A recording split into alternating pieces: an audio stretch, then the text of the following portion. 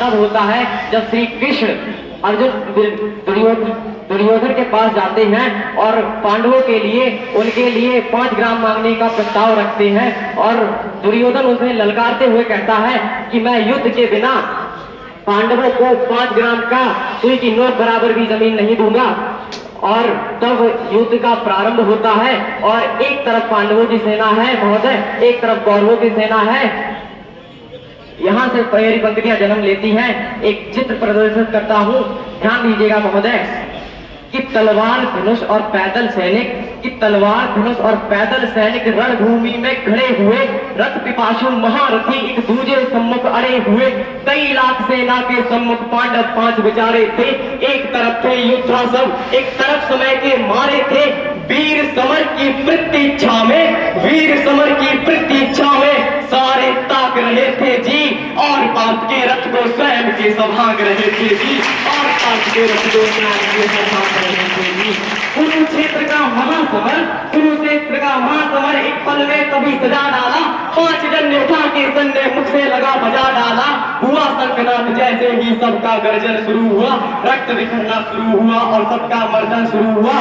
कहा किसने उत्पात और एक आंख को मीच जरा, गांडीव पर रखवालों को प्रतीक्षा को खींच जरा, और आज दिखा दे रणभूमि में योद्धा की तासीर। यहाँ इस धरती पर कोई नहीं अर्जुन के जैसा वीर, यहाँ इस धरती पर कोई नहीं अर्जुन के जैसा वीर। यहाँ सुनी बात माधव की तो अर्जुन का चेहरा उतर गया। बोले बात सुनो काना, बोले बात सुनो काना, ये जितने सम्मुख खड़े हुए हैं सभी पूजने लायक हैं। माना दुर्योधन दुशासन थोड़े से नालायक हैं। अरे मैं अपराध क्षमा करता हूँ, मैं अपराध क्षमा करता हूँ। बेशक हम ही छोटे हैं, ये जैसे भी हैं आखिर माधव सब काऊ के बेटे हैं, सब काऊ के बेटे हैं। और छोटे से भूभाग की खातिर, छोटे से भूभाग की खातिर इंद्रप्रस्थ का इतना बड़ा राज्य छोटा सा भूभाग में टुकड़ा बताता हुआ अर्जुन कहता है कि छोटे से भूभाग की खातिर हिंसक नहीं बनूंगा मैं, शूरता की अपने कुल का विध्वंसक नहीं बनूंगा मैं। अरे खून सरे हाथों को घोटा, राजभोग अधिकार नहीं, परिवार मार कर गद्दी मिले तो सिंहासन स्वीकार नहीं। और रथ पर बैठ गया अर्जुन, मुंह माधव से मोड़ लिया, आंखों में आंसू भरकर गांडीव हाथ से छोड़ दिया। गांडीव हाथ से जब छूटा माधव की कचापड़ाए थे। सोचा अर्जुन ने इसमें तो बेइज्जती करा दे कि इतना ही लड़ेगा तो मेरी बेइज्जती हो गई कि गांडीव हाथ से जब छूटा माधव भी कचापड़ाए थे। शिशुपाल पर गर्व हुआ, मन ही मन हर्षाए थे। मन में सोच लिया अर्जुन की बुद्धि ना सकने दूंगा, समरभूमि में तार्क को कमजोर नहीं पड़ने दूंगा। धर्म बचाने की खातिर एक नव अभियान शुरू हुआ। इसके बाद जगत गुरु का गीता ज्ञान शुरू हुआ, इसके बाद जगत गुरु का गीता ज्ञान शुरू हुआ। एक पलक में कर डोल गए माधव, टकटकी बांध कर देखा एकदम बोल गए माधव। हे पार्थ मुझे पहले बतलाते, मैं संवाद नहीं करता। तुम 5 भाइयों की खातिर कोई विवाद नहीं करता।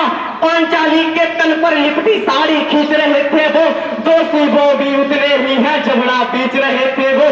घर की इज्जत पर ही कोई तो टूक नहीं बोला, तुम कायर बनकर बैठे हो, ये बात बड़ी बेशर्मी है।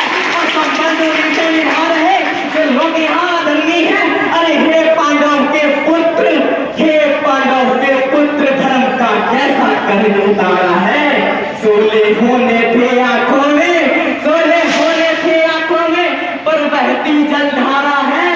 और गांडीव उठाने में बात जितनी भी देर यहाँ होगी, इंद्रप्रस्थ के राजभवन में उतनी अंधेर वहां होगी। इंद्रप्रस्थ के राजभवन में उतनी अंधेर वहां होगी। इंद्रप्रस्थ के राजभवन में धर्म अधर्म की गहराई में खुद को नाप रहा अर्जुन, और अश्रुधार फिर तेज हुई और थर-थर कांप रहा अर्जुन।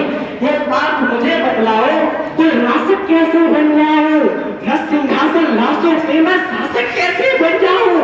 कैसे उठेंगे करोड़ पर, क्या मतलब होता है, कैसे उठेंगे करोड़ पर जो कर पर अधर लगाते हाथों को चूमते हैं, उन पे हाथ कैसे उठाऊं कि कैसे उठेंगे कर उन पर जो कर पर अधर लगाते हैं। करने का जिनका स्वागत ये कर भी स्वयं जुड़ जाते हैं। इन्हीं करों ने बालकाल में सबके पैर दबाए हैं, इन्हीं करों को पकड़ करों में पितामह मुस्काए हैं। अपने बालों की नोक जो इनकी ओर करूंगा मैं, कि सब मुझको मृत्यु दे दो, उससे पूर्व मरूंगा मैं, उससे पूर्व मरूंगा मैं।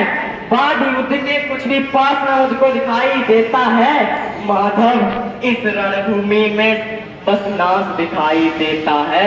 माधव इस रणभूमि में बस नाश दिखाई देता है। बात बहुत भावुक थी लेकिन जगत गुरु मुस्कुराते थे और ज्ञान की गंगा निरंतर चक्रधारी बरसाते थे। जन्म मरण की यहाँ योद्धा बिल्कुल भी चाह नहीं करते, क्या होगा अंजाम युद्ध का ये परवाह नहीं करते। यह बात यहाँ कुछ मत सोचो, बस कर्म में ध्यान लगाओ तुम, क्या होगा अंजाम युद्ध का ये मत अनुमान लगाओ तुम। ये जीवन दीपक की भांति यूं ही चलता रहता है, पवन वेग से बुझ जाता है वरना जलता रहता है। मानव बस में शेष नहीं कुछ, मानव बस में शेष नहीं कुछ, फिर भी मानव डरता है और वह मरकर भी अमर हुआ जो धर्म की खातिर मरता है। वह मरकर भी अमर हुआ जो धर्म की खातिर मरता है। और यहाँ पर वीरों की बात कही गई है कि न सत्ता सुख से होता है न सम्मानों से होता है, कि न सत्ता सुख से होता है न सम्मानों से होता है। जीवन का सार सबल केवल बस बलिदानों से होता है। और देहदान योद्धा ही करते हैं, ना कोई दूजा जाता है। रणभूमि में तीर मरे तो सौ भी पूजा जाता है, तो सौ भी पूजा जाता है। इसके बाद अर्जुन कहते हैं कि मानो सम्मान बताओ, जीवन के अपमान बताओ, मान और सम्मान बताओ, जीवन के अपमान बताओ। जीवन मृत्यु क्या है माधव, रण में जीवन दान बताओ, जीवन लड़ते जीवन दान बताओ।